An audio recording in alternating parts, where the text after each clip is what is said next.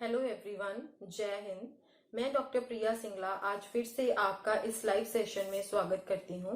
यह session IGNOU study centre by कैसे निर्माण कैंपस सुनाम द्वारा diploma of early childhood care and education के स्टूडेंट्स के लिए ऑर्गेनाइज किया गया है। DECE 4 प्रोजेक्ट वर्क बनाने में जिन भी विद्यार्थियों को कोई मुश्किल आ रही है, यह उनके लिए फायदेमंद होगा। जैसे कि हमने कल फेज 1 के बारे में डिस्कस किया, मैं उम्मीद करती हूँ कि वो सबको समझ में आ गया होगा।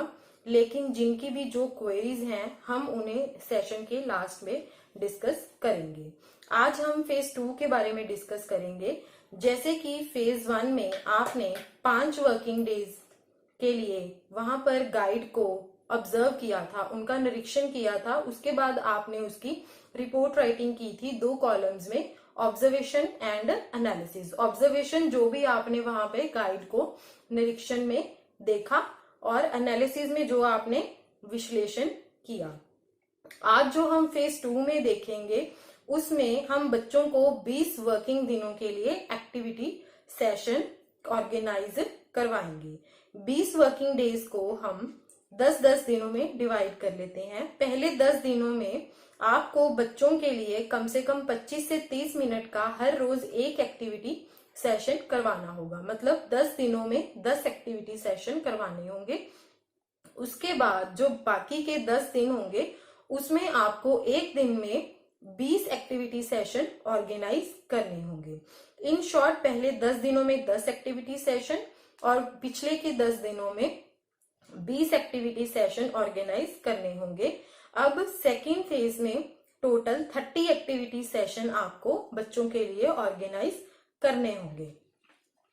अब हम ये देखेंगे कि जो हमने एक्टिविटीज करनी है, उनको प्लान करने के लिए हमें किन किन बातों का ध्यान रखना है।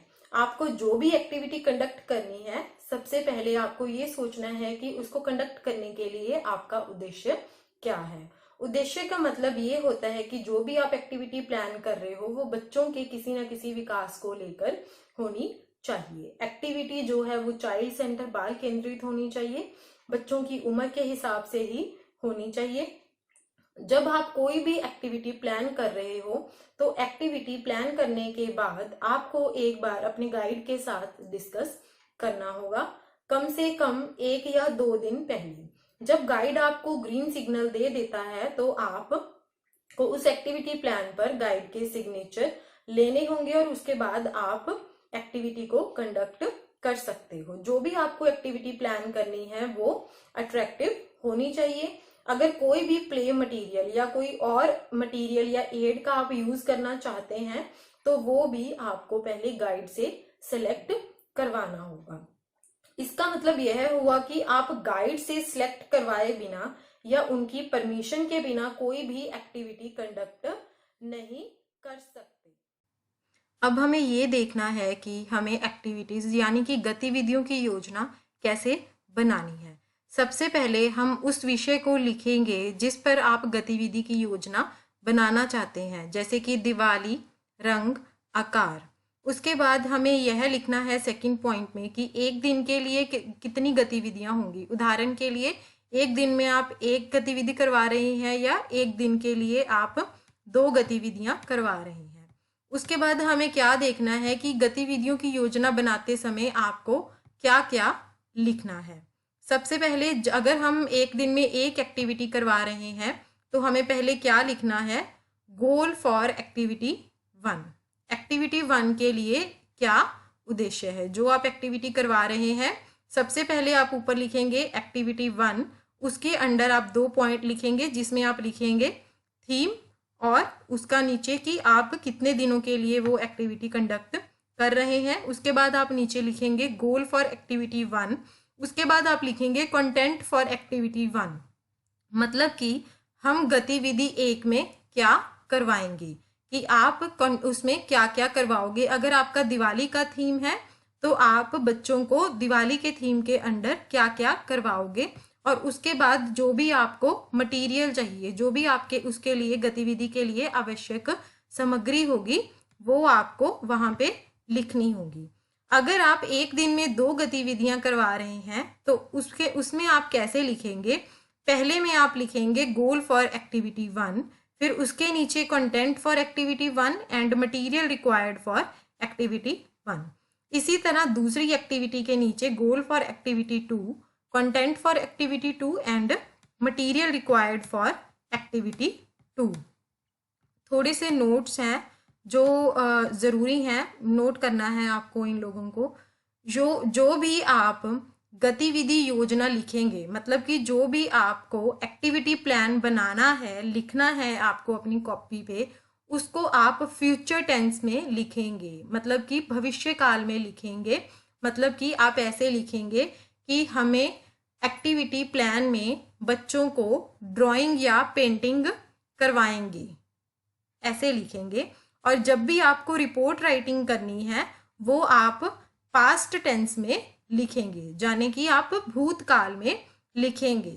मतलब कि हमने बच्चों को ये एक्टिविटी करवाई और उन बच्चों का ये रिस्पॉन्स आया था। जो एक एक्टिविटी के लिए टाइम ड्यूरेशन होगी वो 30 से 35 मिनट तक हो सकती है। अब मैं आपको एक्टिविटी प्लान की एग्जाम्पल दिखाती हूँ जो कि आपके मैनुअल में ही दी हुई है। ये इंग्लिश के मैनुअल में पेज नंबर 41 पर दी हुई है और हिंदी के मैनुअल में ये 1-2 पेज आगे पीछे ही दी होगी। इस एक्टिविटी प्लान में पहले 2 पॉइंट्स लिखे हुए हैं जो पहले हम डिस्कस कर चुके हैं कि हमें कौन से थीम पर एक्टिविटी प्लान करनी है। जैसे इन्होंने प्लांट थीम पर एक्टिविटी प्लान की हुई है, मतलब कि पौधा थीम पर एक्टिविटी प्लान की हुई है।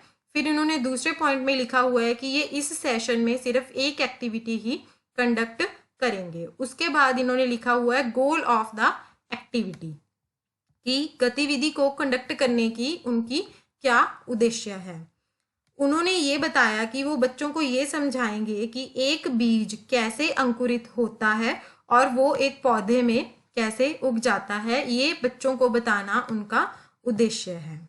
आगे है कंटेंट ऑफ द एक्टिविटी, कि उन्होंने आगे एक्टिविटी में क्या क्या करवाना है वो इसमें लिखेंगे। ये सारा एक फ्यूचर टेंस में लिखा जाएगा क्योंकि ये अभी हमने फ्यूचर में उनको करवाना है। उन्होंने अंकुरित होने का जो भी प्रोसेस था, मेथड था, वो बच्चों को समझाएंगे चित्र बना के। चित्र की मदद से वो अंकुरित होने का, एक बीज का अंकुरित होने का प्रोसेस बच्चों को समझाएंगे। अब इन्होंने नीचे एक ब्रीफ में लिखा हुआ है कि वो ये बच्चों को कैसे समझाएंगे। उन्होंने लिखा हुआ है कि जब जो हवा है वो पर्याप्त मात्रा में होती है और नमी पर्याप्त मात्रा में होती है, एडिक्वेट मीन्स पर्याप्त मात्रा, और जो तापमान है वो बिल्कुल सही होता है, तो एक बीज अंकुरित होता है। अंकुरित होना शायद आप समझते होंगे, जब एक बीज, कई बार जब काफी देर हमारे घर में कोई भी चीज पड़ी रहती है तो वो ऊपर से वाइट कलर की या ग्रीन कलर की थोड़ी सी उसकी एक शूट निकलनी शुरू हो जाती है, उसको हम रेडिकल बोलते हैं। जो बीज है उसको हम पहले पानी में भिगोएंगे, पानी में सोक करके रखेंगे, और जब वो पानी में भीगा रहेगा तो वो फूल जाएगा, जैसे कि आम हम घरों में भिगोते हैं। उसके कुछ दिन बाद जब हम उसको रख देंगे पानी में भिगोने के बाद, तब वहां पे एक छोटी सी पतली सफेद जड़ की नोक उभरेगी। थिन वाइट रूट टिप, मतलब पतली सफेद कलर की जड़ की नोक उभरेगी। इस प्रकार वो नीचे की ओर बढ़ेगी और जड़ बन जाएगी। जो नोक उभरी है वो नीचे की ओर बढ़ेगी और वो पौधे की जड़ बन जाएगी। कुछ दिनों के बाद जो तना है, टिप ऑफ स्टेम, जो कि तने की नोक होती है, वो उभरेगी और वो ऊपर की तरफ उगेगी और वो प्रॉपर तना बन जाएगा। अब तने के ऊपर पत्ते, फूल और फल उगेंगे। इसी तरीके से एक बीज से एक प्लांट उग जाता है। अब नीचे ड्राइंग दी हुई है, एक चित्र बनाया हुआ है, जैसे वो बच्चों को समझाएंगे इस प्रोसेस को। ये एक बीज है, जब हमने उसको पानी में भिगोया वो फूल गया। उसके बाद जब उसको प्रॉपर हवा, नमी और तापमान मिला तो ये एक वाइट कलर की रेडिकल निकल आई है, जिसको कि हम स्प्राउट भी कहते हैं, अंकुरित होना भी जर्मिनेशन प्रोसेस के थ्रू ये रेडिकल एक वाइट कलर की नोक निकल आई है। उसके बाद क्या हुआ कि ये नीचे की तरफ चली गई और जड़ बन गई है। अब जो रेडिकल थी, जो वाइट कलर की रेडिकल है, वो नीचे की तरफ जा रही है और वो एक रूट जड़ बन गई है। जो कि शूट है वो ऊपर की तरफ जा रही है और वो तना बन गई है। ऐसे वो बच्चे को समझाएंगी। ये सारा कुछ समझाने के बाद कि एक अंकुरित होना बीज को कैसे करते हैं, अंकुरित बीज को, उसके बाद वो बच्चों के साथ एक डिस्कशन सेशन रखेंगे, जिसमें वो बच्चों की जो भी कोई क्वेश्चंस होंगे, क्वेरीज होंगे, वो लेंगे और बाद में बच्चों से भी क्वेश्चंस पूछेंगे, ये देखने के लिए कि बच्चों को कुछ समझ आया या नहीं आया। जब सारा सेशन खत्म हो जाएगा, वैसे ये सारा सेशन कम से कम आधे घंटे का होगा, इस सेशन में वो बच्चों के साथ एक ग्रुप में काम करेंगे। इंडिविजुअली वो बच्चों को नहीं समझा सकते। आगे हमने लिखना था कि जो उन्होंने मटेरियल यूज करना होगा वो कौन सा होगा। इसमें उन्होंने सिर्फ ड्राइंग के थ्रू, चित्र बना के बच्चों को जर्मिनेशन प्रोसेस समझाया है। तो मटेरियल में ये क्या लिखेंगे कि उन्होंने डिफरेंट स्टेजेस के चित्र बना के बच्चों को जर्मिनेशन का प्रोसेस समझाया। ये एक्टिविटी प्लान की दूसरी एग्जाम्पल है जो कि उससे थोड़ी सी डिफरेंट है। वो कैसे डिफरेंट है, उसमें एक सेशन में उन्होंने एक एक्टिविटी कंडक्ट की थी। आपको याद होगा मैंने आपको बताया था कि जो सेकंड फेज में लास्ट के 10 दिन होते हैं, आपको उसमें एक सेशन में 2 एक्टिविटीज कंडक्ट करनी होती हैं। ये उसी की एक एग्जाम्पल है कि इसमें आपको एक सेशन में 2 एक्टिविटीज कंडक्ट करनी होगी। सबसे पहले इन्होंने क्या लिखा है कि कौन से थीम पर उन्होंने एक्टिविटी सेशन कंडक्ट करेंगे, वो दिवाली पर, और एक सेशन में 2 एक्टिविटीज कंडक्ट करेंगे। उसके बाद हमें लिखना है कि उद्देश्य क्या है। यहाँ पर हमें 2 एक्टिविटीज कंडक्ट करनी है तो हमें दोनों का उद्देश्य लिखना पड़ेगा। इन्होंने पहली एक्टिविटी का क्या उद्देश्य लिखा हुआ है कि इस थीम पर चर्चा के द्वारा बच्चों को दिवाली के त्योहार के बारे में जागरूक करेंगे। चर्चा के द्वारा बच्चों का बौद्धिक और भाषा का विकास करना उनका उद्देश्य है। और दूसरी एक्टिविटी का क्या उद्देश्य है, दूसरी एक्टिविटी का उन्होंने लिखा है कि बच्चों की जो भी कोई कल्पना या रचनात्मकता होती है उसको बढ़ावा देना और उनको ये मौका देना कि वो अपनी फीलिंग को बता सकें, या उन्होंने जो भी कुछ समझा उसको एक्सप्रेस कर सकें, चाहे वो उसको एक चित्र बना के एक्सप्रेस करें दिवाली थीम पर। अब हमने ये लिखना है कंटेंट कि हमने दोनों एक्टिविटीज में क्या क्या कंडक्ट करेंगे। अब उन्होंने क्या कंडक्ट किया है दोनों एक्टिविटी सेशन में, उन्होंने अपना एक्टिविटी सेशन कैसे स्टार्ट करने के लिए कहा है। वो कह रहे हैं कि हमें अपना एक्टिविटी सेशन दिवाली थीम पर स्टार्ट करेंगे, वो एक डिस्कशन के साथ, बच्चों के साथ वो डिस्कशन करेंगे। वो कह रहे हैं कि बहुत सारे बच्चे ऐसे हैं जो कि दिवाली के त्योहार से फेमिलियर होंगे, मतलब उनको पता होगा कि दिवाली का त्योहार क्या होता है, पर फिर भी वो थोड़े से क्वेश्चन पूछेंगे बच्चों से, अपनी डिस्कशन को शुरू करेंगे। जैसे कि आप सब दिवाली मनाते हो या नहीं, आपको पता है दिवाली क्यों मनाई जाती है। मैं उनकी जो प्रतिक्रिया आएगी उनको राम और सीता की कहानी के साथ जोड़कर बच्चों को एक ब्रीफ में बताऊंगी। उसके बाद मैं फिर से उनको क्वेश्चंस पूछूंगी, आप सब मिठाइयाँ खाते हो और आप सब कैंडल्स जलाते हो, और उनको बोलूंगी कि आप सब लोग इसमें पार्टिसिपेट करो, सारे बच्चे मुझे आंसर करो। सारे बच्चे इस एक्टिविटी में पार्टिसिपेट करेंगे। इस एक्टिविटी को कम से कम 15 मिनट लगेंगे। अब दूसरी एक्टिविटी में वो क्या करेगी, जैसे ही डिस्कशन खत्म होगी उसके बाद वो दूसरी एक्टिविटी कंडक्ट करेगी। उस एक्टिविटी में वो एक ड्राइंग एक्टिविटी करवाएंगे जिसमें वो बच्चों को ड्रॉ करने के लिए बोलेंगे दिवाली थीम से रिलेटेड कुछ। वो बच्चों को बोलेंगे कि आप दिवाली कार्ड्स बनाओगे उनके लिए जिनको आप दिवाली पर कार्ड भेजना चाहते हो, और वो बच्चों को क्रेयॉन्स के बॉक्सेस भी प्रोवाइड करेंगी। कलर जो क्रेयॉन्स होते हैं उनके बॉक्सेस प्रोवाइड करेंगी। 5 से 6 बच्चों के ग्रुप को वो एक बॉक्स प्रोवाइड करेंगी। आप ये बात का भी ध्यान रखना है आपको कि जैसे आपको ड्राइंग करवानी है तो आपको बच्चों को शीट्स भी प्रोवाइड करवानी पड़ेंगी, और जो भी कोई मटेरियल वहां पे यूज होगा अगर वो नर्सरी स्कूल में अवेलेबल नहीं है तो वो चीज आपको बच्चों को प्रोवाइड करवानी पड़ेगी।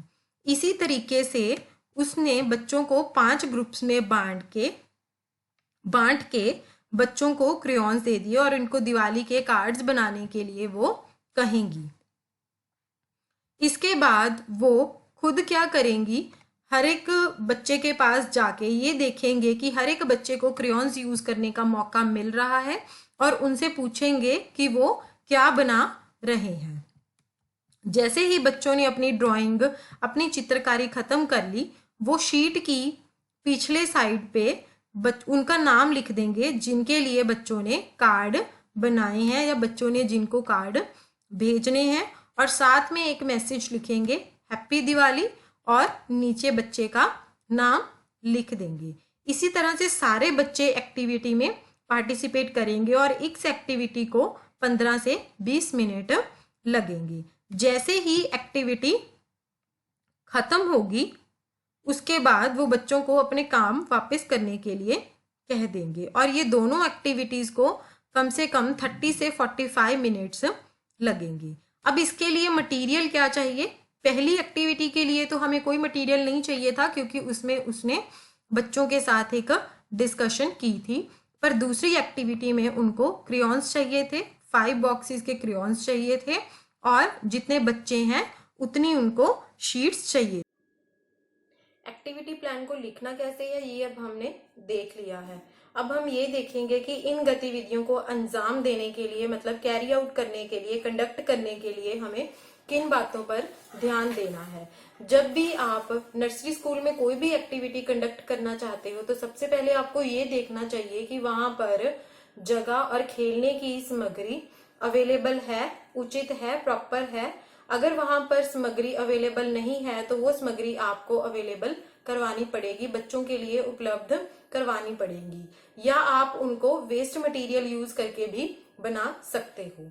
आपको अलग अलग एक्टिविटी सेशन में एक नई एक्टिविटी ही करवानी पड़ेगी, और आपको ये भी देखना है कि हर कोई बच्चा एक्टिविटी में एक्टिवली पार्टिसिपेट कर रहा है। अगर कोई बच्चा एक्टिवली पार्टिसिपेट नहीं कर रहा है तो आपको उस बच्चे पर थोड़ा ज्यादा ध्यान देना चाहिए। बच्चों को आप कोई भी एक्टिविटी सेशन अगर कंडक्ट करवा रहे हो तो बच्चों से क्वेश्चन टाइम टू टाइम पूछने चाहिए।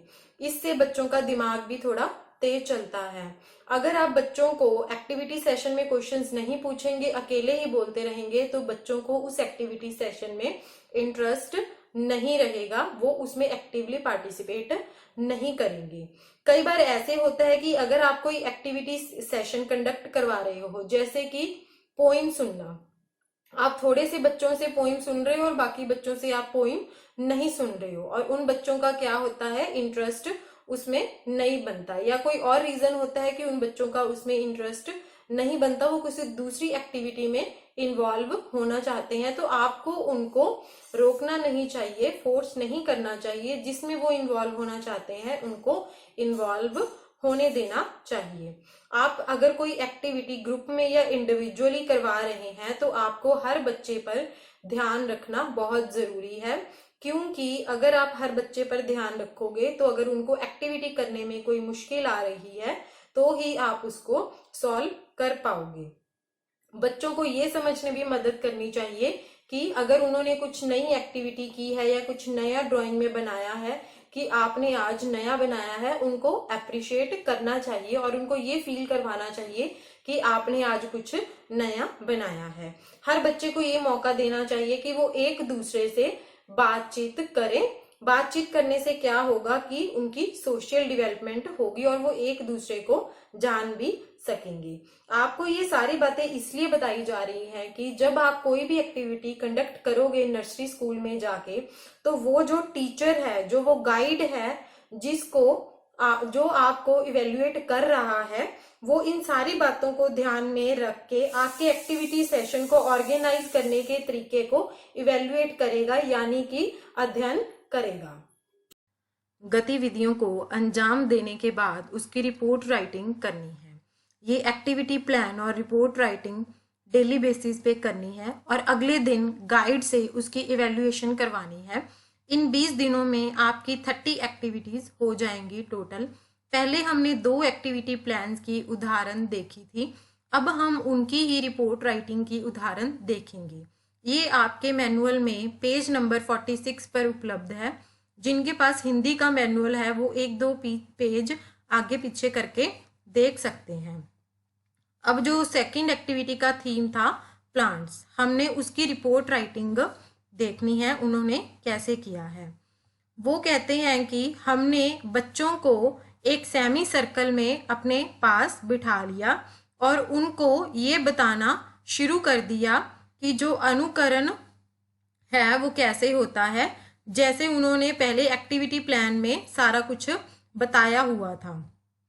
उनके पास चित्र बने हुए थे अनुकरण की अलग अलग अवस्थाओं के, डिफरेंट स्टेजेस के उनके पास तैयार थे। उन्होंने उनको अपने हाथ में पकड़ा और उनसे जो भी कोई अवस्था आती थी उनसे रेलेवेंट वंस, मतलब मिलती जुलती अवस्था होती थी उनकी बातचीत से, वो उनको वहां पर दिखाते थे। उन्होंने कहा कि उनको बच्चों ने बीच में बहुत बार टोका, पर उन्होंने ये पहले ही डिसाइड किया हुआ था, सोचा हुआ था कि वो किसी भी सवाल का आंसर बीच में नहीं देंगे। इससे क्या होता है, अगर वो किसी भी सवाल का जवाब बीच में दे देते, जो उनका प्रवाह था, मतलब कि जो फ्लो था वो रुक जाता, बाधित हो जाता। तो उन्होंने बच्चों को क्या कहा हर बार कि जो भी बच्चे क्वेश्चन पूछ रहे थे कि मैं आपको उनका आंसर बाद में दूंगी, जब मैं ये सारा प्रोसेस समझा के आप लोगों को खत्म कर दूंगी। इसमें कम से कम 10 मिनट लगे होंगे ये अनुकरण का सारी प्रक्रिया बताने के लिए, और फिर मैंने बच्चों को क्वेश्चन पूछने के लिए कहा। पर अब क्या था, बहुत सारे बच्चे ऐसे थे जो कि मेरे टॉपिक में अपनी इच्छा जाहिर नहीं कर रहे थे, और बहुत सारे बच्चे ऐसे थे कि जिन्होंने पहले थोड़े से क्वेश्चन मुझसे पूछे थे, अब वो अपने क्वेश्चन दोबारा रिपीट भी नहीं कर रहे थे। इसलिए मैंने क्या किया कि थोड़े से क्वेश्चन जो उन्होंने मुझसे पूछे थे, मैंने उनके आंसर उनको बताने शुरू किए। जैसे कि बच्चों ने मुझसे पूछा कि जो जड़ की नोक होती है वो नीचे क्यों उगती है। मैंने ये क्वेश्चन लिया और उसको समझाना शुरू किया कि जो जड़ की नोक होती है वो एक जड़ बनाती है, इसलिए वो पहले ऊपर आती है, क्योंकि वो हमें मिट्टी से भोजन देती है और प्लांट को उगने में मदद करती है। पर फिर भी बहुत सारे बच्चे अशांत बैठे हुए थे और वहां पर उपस्थित भी नहीं लग रहे थे, इनअटेंटिव थे, मतलब उपस्थित भी नहीं थे। मेरी बातचीत के बेसिस पर जो भी मेरे क्वेश्चंस थे मैंने उनके आंसर दे दिए, पर मैंने ये महसूस किया कि बच्चे वहां पर बोर हो रहे थे और मैंने अपने थीम को, जो भी मेरा थीम था प्लांट्स और जर्मिनेशन से, अनुकरण से लेके, मैंने उसको निपटाया एक इंटरेस्टिंग वे से, एक दिलचस्प तरीके से, पर वो अच्छा उपयुक्त मेथड नहीं था बच्चों को समझाने के लिए, बच्चों के स्तर को समझने के लिए।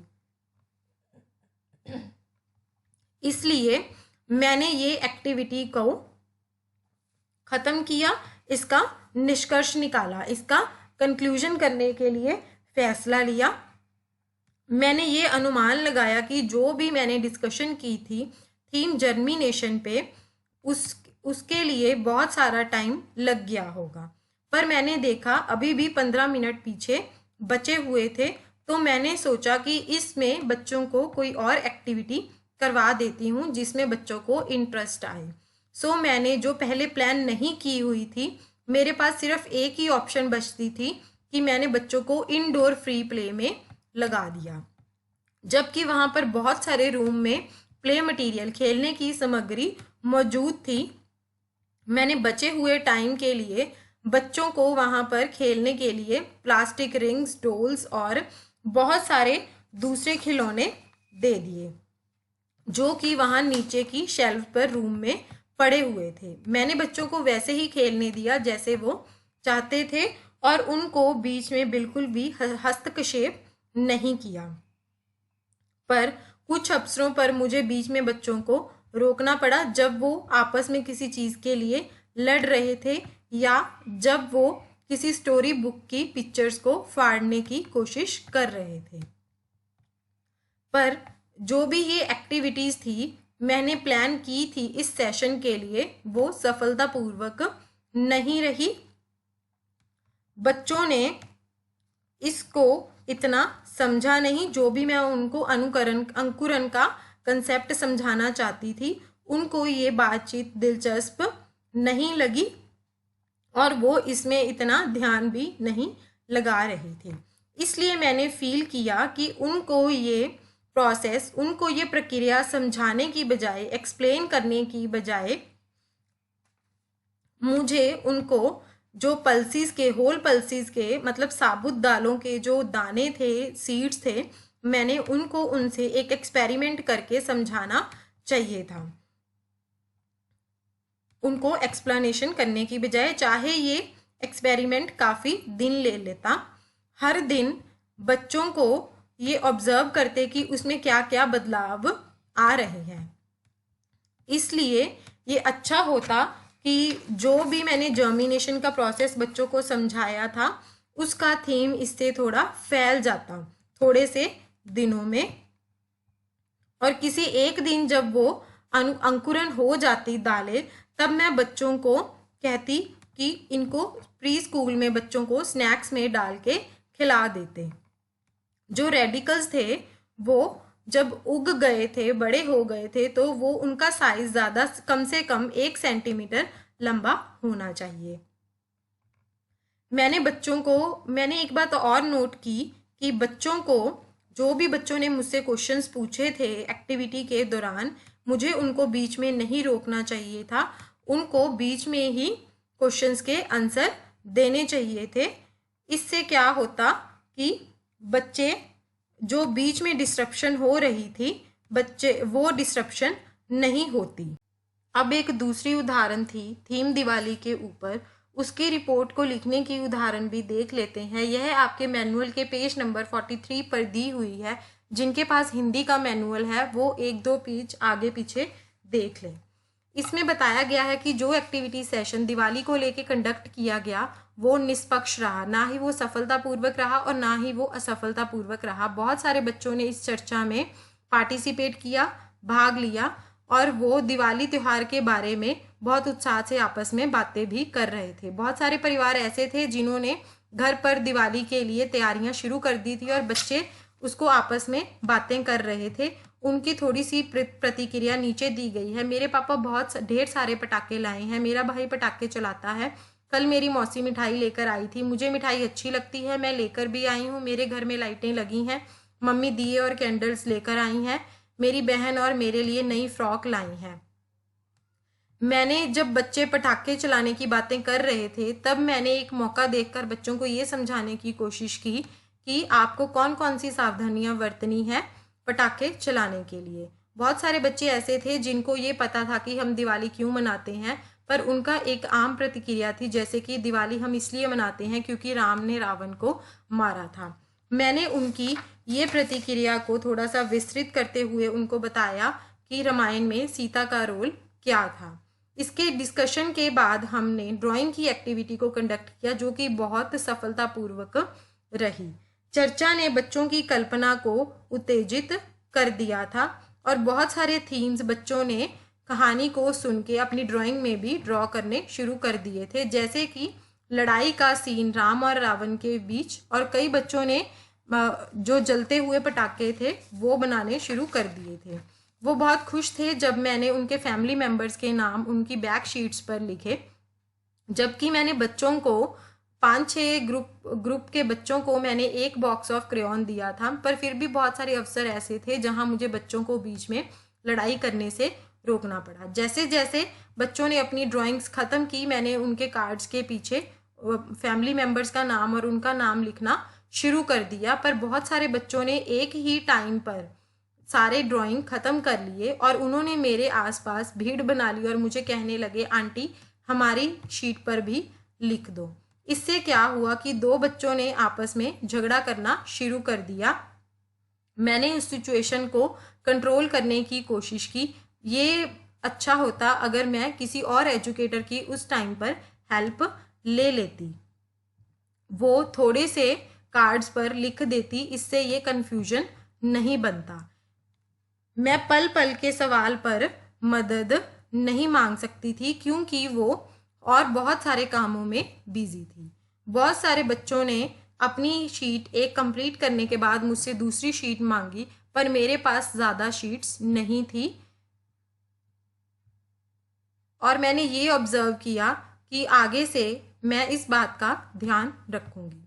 ये डिस्कशन 15 मिनट से ज़्यादा लंबी चली गई जितनी मैंने प्लान की थी। ये 20 से 25 मिनट की डिस्कशन चली गई और जो ड्राइंग एक्टिविटी थी उसने 30 मिनट्स ले।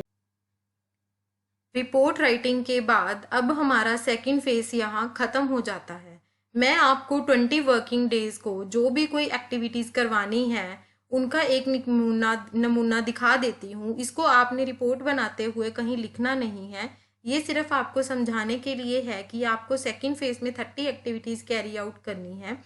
उनके थीम क्या क्या हो सकते हैं। वैसे आपने ये सब DECE 1 के मैनुअल में पढ़ा हुआ है। शेड्यूल ऑफ एक्टिविटी सेशंस, पहले दिन आपने सिर्फ एक एक्टिविटी करवानी है और उसमें क्या क्या एक्टिविटीज़ आप करवा सकते हो, जैसे कि hide and seek, slow movement and balancing, climbing, sliding, swinging, catching and throwing, kicking, running, chasing, crawling and jumping. ये सब physical and gross motor development करती हैं। Physical and gross motor development है कि जैसे बच्चे रनिंग कर रहे हैं, जंपिंग कर रहे हैं, ये सारी डेवलपमेंट बच्चों में होती है। पहले है हाइड एंड सीक, बच्चे कैसे खेल रहे हैं, ये आपको A में दिखाया हुआ है। B में है कि स्लो मूवमेंट एंड बैलेंसिंग, बच्चे स्लो मूवमेंट एक रस्सी पर कर रहे हैं और ये लास्ट वाला बच्चा बैलेंस को मेंटेन नहीं कर पा रहा है। थर्ड है क्लाइंबिंग, ये बच्चे क्लाइंबिंग कर रहे हैं। नेक्स्ट है स्लाइडिंग, D स्लाइडिंग, ये स्लाइड है जिसपे ये बच्चे स्लाइडिंग कर सकते हैं। नेक्स्ट है स्विंगिंग, मतलब झूला लेना, और उससे अगला है कैचिंग एंड थ्रोइंग, ये लड़की थ्रो कर रही है और ये कैच कर रहा है। उसके बाद है किकिंग, ये बच्चे किक भी कर रहे हैं। इसके बाद जो हमें डे 2 को एक्टिविटी सेशन प्लान करना है, वो एक एक्टिविटी सेशन हमने डे 2 को प्लान करना है। जैसे कि हमने स्ट्रिंगिंग एक्टिविटीज़ कर दी जो कि उनकी फाइन मोटर में डेवलपमेंट में हेल्प करती हैं, जैसे कि उनकी आई हैंड कोऑर्डिनेशन भी होती है इसमें। स्ट्रिंगिंग एक्टिविटीज़ इसमें उसने करवाई हैं फाइन मोटर डेवलपमेंट में, जैसे कि ये बच्चा बीड्स डाल रहा है एक रस्सी में और ये बच्चा नीचे कोई सर्कल्स डाल रहा है एक रस्सी में। उसके बाद है using pebbles, beads and seeds, बच्चे पेबल्स, बीड्स और सीड्स को यूज़ करके कुछ भी बना सकते हैं। नेक्स्ट है कंस्ट्रक्शन एक्टिविटीज़, ये हो गया बच्चों ने ब्लॉक्स को यूज़ करके, ये वुडन ब्लॉक्स हैं उनको यूज़ करके बच्चों ने एक बिल्डिंग बनाने की कोशिश की है। नेक्स्ट है play with water and sand, बच्चे यहाँ सैंड के साथ और वाटर के साथ खेल रहे हैं। सैंड पिट होता है तकरीबन हर नर्सरी स्कूल में। उसके बाद है आर्ट एक्टिविटीज। इसमें बच्चों ने आर्ट बनाई है, जैसे उन्होंने पेपर यूज करके फैन बनाए हैं और उसके बाद उन्होंने उसका ट्री बना दिया। इसके बाद बच्चों ने ये हैंड्स यूज करके दो चिकन्स बनाने की कोशिश की है। इसके बाद बच्चों ने वो थर्मोकोल की जो प्लेट्स होती हैं इसमें उनको कलर करके उसको सजाने की कोशिश की है। अब थर्ड डे में आप कौन सी एक्टिविटी करवा सकते हो, उसमें भी आपने सिर्फ एक एक्टिविटी ही कंडक्ट करवानी है।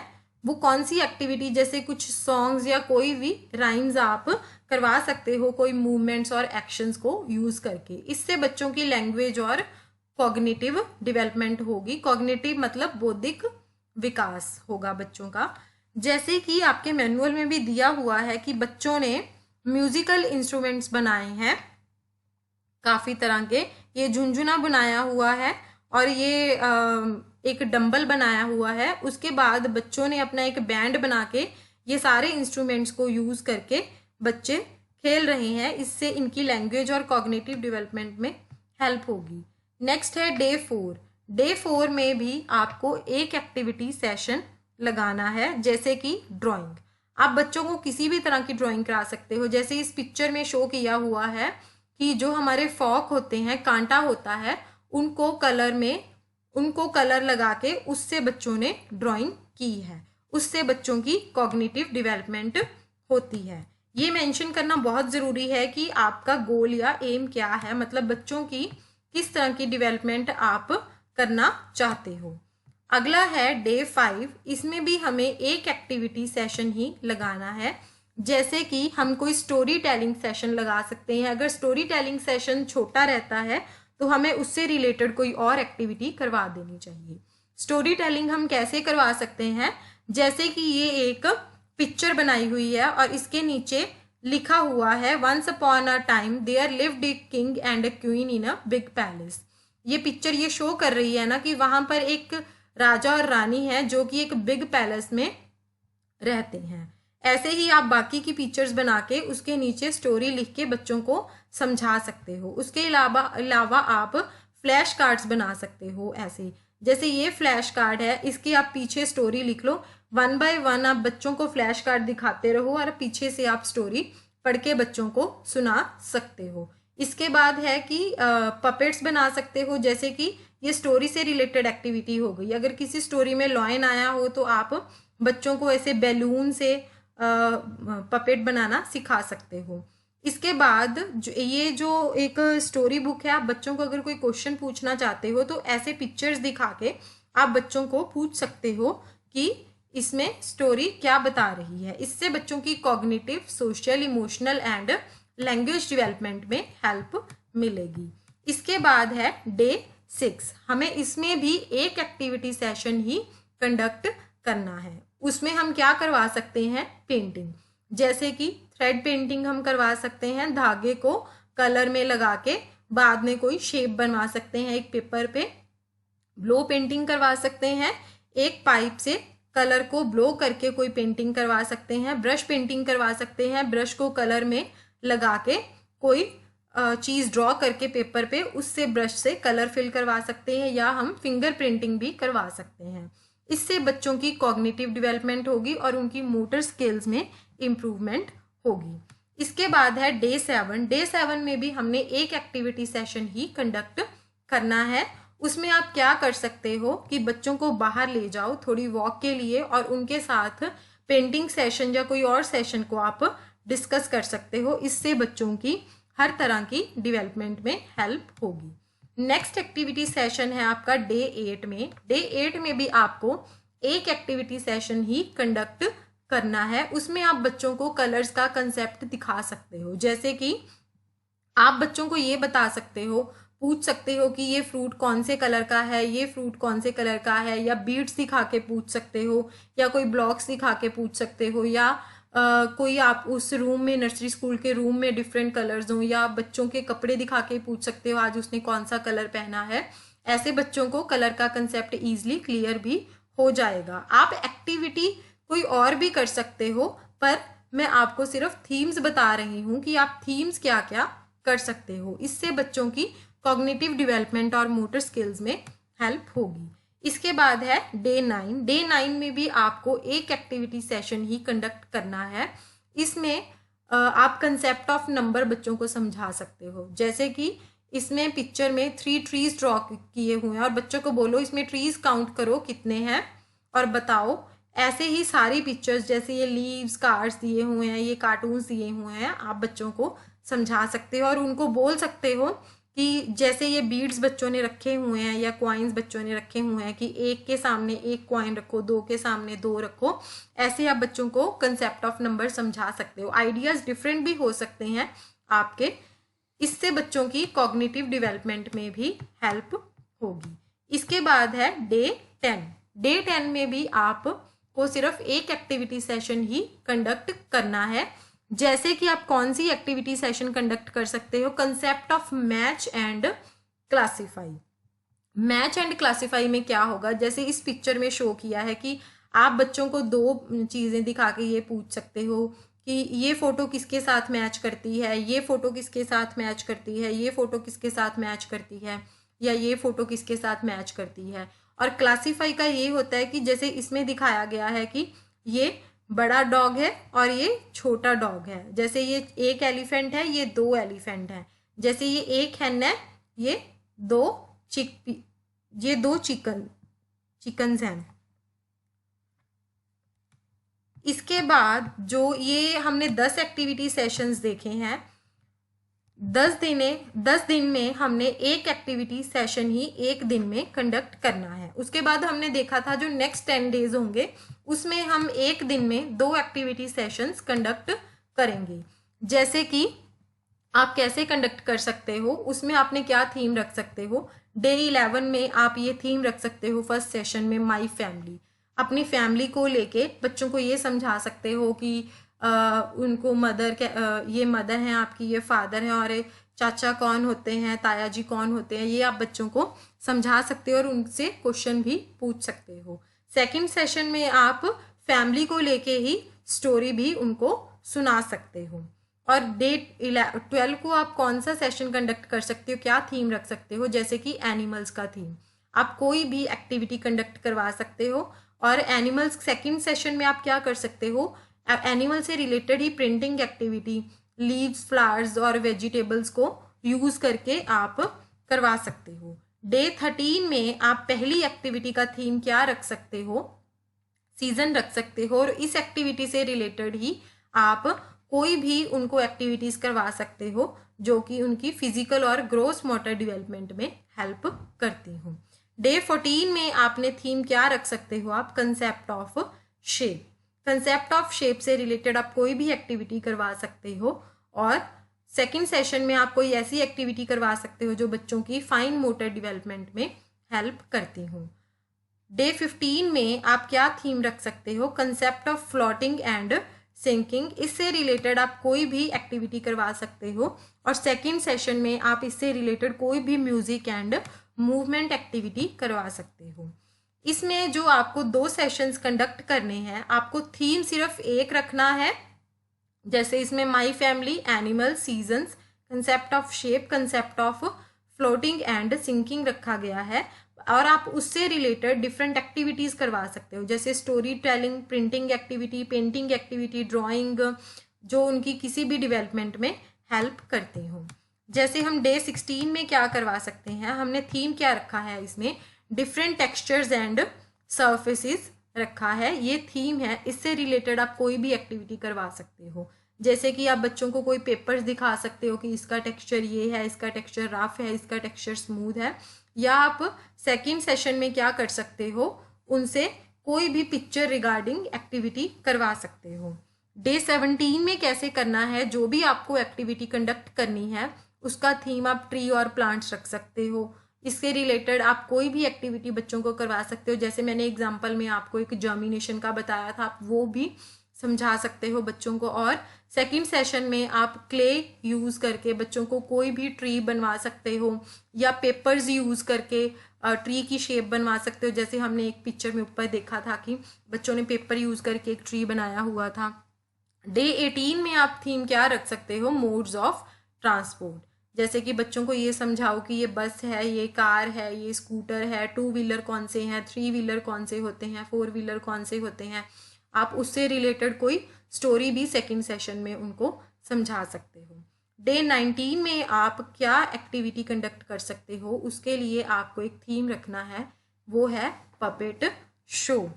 और उससे रिलेटेड ही आप सेकंड सेशन में म्यूजिक एंड मूवमेंट एक्टिविटी कर सकते हो।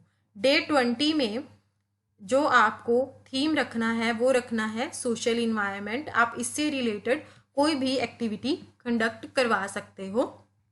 और सेकंड सेशन में आप वाटर और सैंड प्ले भी करवा सकते हो, जिससे कि बच्चे आपस में मिलके खेलेंगे। अब मैं आपको प्रोजेक्ट वर्क के सेकंड फेज को ब्रीफ में बता देती हूँ।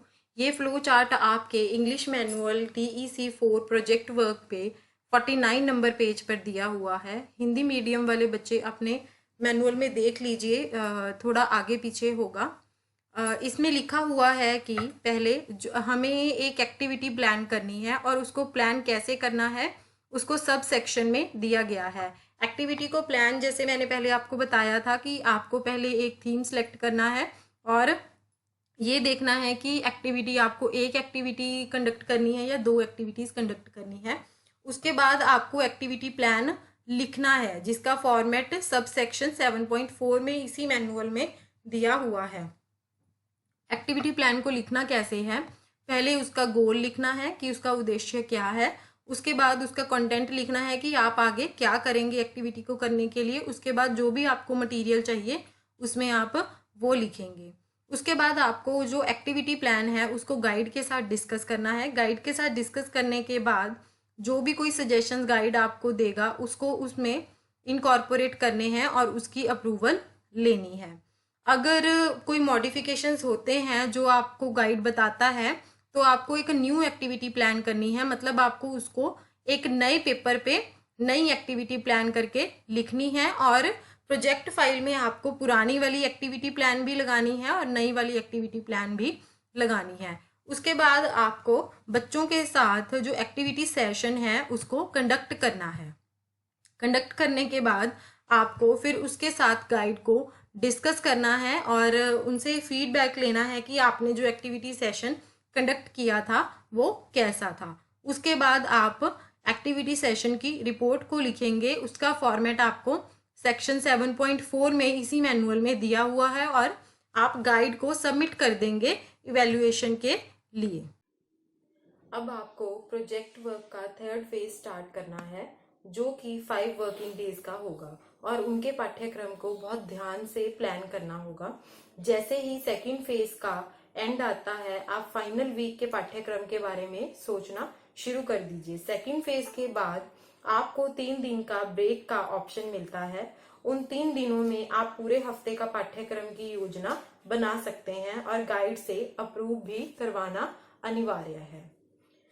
जिन स्टूडेंट्स की फेज 1 में कोई क्वेरीज थी, अब हम उनका सल्यूशन बता देते हैं। जैसे कि किसी स्टूडेंट ने पूछा कि मैम जो प्रोजेक्ट वर्क में जो स्टूडेंट्स गाइड को ऑब्जर्व करेंगे क्या वो उनसे किसी भी एक्टिविटी की एडवांटेज के बारे में पूछ सकते हैं, चाहे वो वहां पहले से ही टीच कर रहा हो। जी हाँ, आप उनसे किसी भी एडवांटेज के बारे में पूछ सकते हैं। नेक्स्ट है कि प्रोजेक्ट वर्क किस पर बनाना है। प्रोजेक्ट वर्क का मतलब ये नहीं है कि आपके लिए वो कोई टॉपिक होगा उस पर आपको प्रोजेक्ट वर्क बनाना है। टॉपिक पर हमेशा कोई असाइनमेंट बनती है। प्रोजेक्ट वर्क कैसे बनाना है वो अब आपको इन वीडियोस में बताया जा रहा है। इन वीडियोस में जो इंस्ट्रक्शंस दी जा रही हैं आप उनको फॉलो करिए और प्रोजेक्ट वर्क बनाइए। इसमें कोई भी स्पेसिफिक टॉपिक नहीं होता, सिर्फ थीम होते हैं जिन पर आपको एक्टिविटी सेशन कंडक्ट करना होता है। किसी ने पूछा कि मैम ये आज लेट क्यों शुरू हुआ, पहले 1 बजे शुरू होना था और 1:30 पे शुरू हुआ है। आप घबराइए ना अगर आपका 10 मिनट का मिस हो गया या आपको लेट देखने को मिला। जब ये लाइव सेशन खत्म हो जाएगा तो आप निर्माण कैंपस सुनाम की YouTube चैनल पे जाकर उसको बाद में भी आप देख सकते हैं। अगर आपके फिर भी कोई क्वेरीज हैं तो आप नीचे कमेंट सेक्शन में कमेंट करके पूछ सकते हैं। आप इसको रिपीट टेलीकास्ट भी देख सकते हैं। और किसी ने पूछा कि ma'am how can we make the project file. जो प्रोजेक्ट फाइल है वही आपको बनाने के लिए बताई जा रही है। ये आपको प्रोजेक्ट वर्क बनाने के लिए भी बताई जा रही है और प्रोजेक्ट फाइल बनाने के लिए भी बताई जा रही है। जो आपको बोला जा रहा है कि फेज 1 में जो 5 वर्किंग डेज में आपने ऑब्जर्वेशन करनी है और फेज 2 में आपने 30 एक्टिविटीज जो करनी है आप उनकी रिपोर्ट राइटिंग कीजिए। और प्रोजेक्ट फाइल में एंड में कौन से पेजेस लगने हैं या लेक्चर लगने हैं और स्टार्टिंग में कौन से पेजेस लगने हैं ये आपको बाद में बता दिया जाएगा। थर्ड वीडियो के एंड में बता दिया जाएगा, आप घबराएं ना। और किसी ने पूछा था कि मैम प्लीज प्रैक्टिस के लिए कोई एग्जाम्पल बताओ एक। आपने शायद ये बहुत पहले वीडियो के स्टार्टिंग में क्वेश्चन पूछ लिया, उसके बाद मैंने आपको एक एग्जाम्पल पूरी रिपोर्ट राइटिंग की समझाई थी कि कैसे हमें 8:30 से लेके 12:15 बजे तक सब कुछ प्लान करना है और कैसे उसको लिखना है। किसी ने पूछा कि प्रोजेक्ट वर्क में मैम हम डेकोरेशन कर सकते हैं। ऐसा नहीं है कि आप डेकोरेशन नहीं करना चाहते हैं, आप कर सकते हैं, पर इतनी डेकोरेशन ना कीजिए कि उसमें रिपोर्ट राइटिंग कम दिखे और डेकोरेशन ज्यादा दिखे। प्रोजेक्ट वर्क के लिए आपको कौन से पेजेस और कौन सी फाइल यूज करनी है, इसमें ऐसा कुछ नहीं है कि आपको कोई स्पेसिफिक पेजेस या स्पेसिफिक फाइल यूज करनी है। आप लूज पेज भी यूज कर सकते हैं, आप कोई प्रैक्टिकल फाइल भी यूज कर सकते हैं, जैसे आपको कंफर्टेबल लगता है आप फाइल यूज कर सकते हैं। कई बच्चों ने या कई स्टूडेंट्स ने मुझसे पूछा कि मैम अभी लॉकडाउन चल रहा है तो हम कैसे फाइल्स खरीदें, मार्केट से बुक शॉप खुली नहीं है। तो इसमें कोई बड़ी बात नहीं है, ऐसा हो नहीं सकता कि आप लोगों के घर में कोई नोटबुक अवेलेबल ना हो कि आप लोग उसमें नहीं फाइल बना सकते हैं। अगर नोटबुक नहीं है तो आप उसमें से पेपर्स लेके भी उसको एक फाइल के रूप में बना सकते हैं। और कई स्टूडेंट्स ने पूछा कि ये प्रोजेक्ट वर्क कितने पेजेस का होना चाहिए। ये आपको मैं नहीं बता सकती कि कितने पेजेस का होना चाहिए। जो आप फेज 1 में वहां ऑब्जर्व करते हैं वो आपको पता होगा कि आप कैसे लिखेंगे, कितनी हैंड राइटिंग करेंगे और आपने एक दिन में क्या ऑब्जर्व किया। ये ऐसा नहीं है कि आपको मैक्सिमम इतने पेजों का बनाना है या मिनिमम इतने पेजेस का प्रोजेक्ट वर्क बनाना है। आप सिर्फ अपना काम करते जाइए कि आपने क्या ऑब्जर्व किया है और एक्टिविटी सेशन में आप क्या कंडक्ट करवा रहे हैं, आपको सिर्फ वो ही प्रोजेक्ट फाइल में लिखना है। किसी ने पूछा कि पार्ट 6 लेक्चर 6 में आपका निर्देशक कौन होगा, मतलब कौन आपके उस पे साइन करेगा।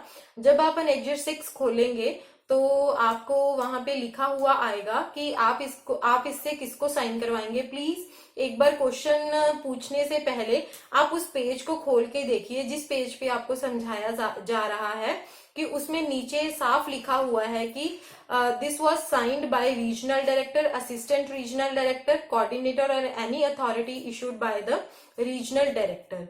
तो आप किसी से भी इनमें से अपने सिग्नेचर एनेक्चर 6 में स्कूल सिलेक्शन के बाद करवा सकते हैं। एक किसी ने क्वेश्चन पूछा कि मैम जो पंजाब के वॉलंटियर्स हैं वो प्रोजेक्ट वर्क करते हुए एक प्यूपल टीचर का रोल प्ले करेंगे। यस, प्यूपल टीचर क्या होता है? प्यूपल टीचर वो होता है जो किसी हेड के अंडर ही, जैसे आप लोगों को इस प्रोजेक्ट में काम करना है, प्यूपल टीचर भी ऐसे ही कुछ होता है कि उनको भी एक हेड के अंडर ही काम करना पड़ता है। किसी ने पूछा कि मैम जो शॉर्ट नोट्स हैं वो रिपोर्ट में इंक्लूड करने हैं। जी हाँ, वो आपको रिपोर्ट में इंक्लूड करने हैं। जो आप ब्रीफ नोट्स वहां बैठ के ऑब्जर्व करते हुए बनाते हो फेज 1 में, वो आपको इंक्लूड करने हैं। वो सिर्फ फेज 1 में ही आपको इंक्लूड करने हैं। किसी ने पूछा कि आप हिंदी मीडियम या इंग्लिश मीडियम में, हिंदी मीडियम वाले बच्चे इंग्लिश मीडियम में प्रोजेक्ट वर्क बना सकते हैं। आप कोशिश कीजिए कि आप हिंदी मीडियम में ही बनाइए अपनी फाइल। और किसी ने पूछा कि मैम जो स्कूल्स हैं वो सिर्फ 12 बजे तक ही प्री प्राइमरी स्कूल्स खुले होते हैं। आपको याद होगा कि मैंने जो फेज 1 में आपको एग्जांपल दी है वो 8:30 से लेके 12:15 तक ही ओपन होते हैं। तो इसमें कोई बड़ी बात नहीं है। अगर आपको 12 बजे तक प्री प्राइमरी स्कूल ओपन मिल रहे हैं तो आप तब भी काम कर सकते हैं। और हाँ कि अगर आप लोग मॉर्निंग आपकी कोई वर्किंग चल रही है तो कई स्कूल्स ऐसे होते हैं जो इवनिंग टाइम में भी चलते हैं, वो डे केयर सेंटर्स होते हैं, तो आप उसमें भी जाके काम कर सकते हैं। धन्यवाद। जय हिंद।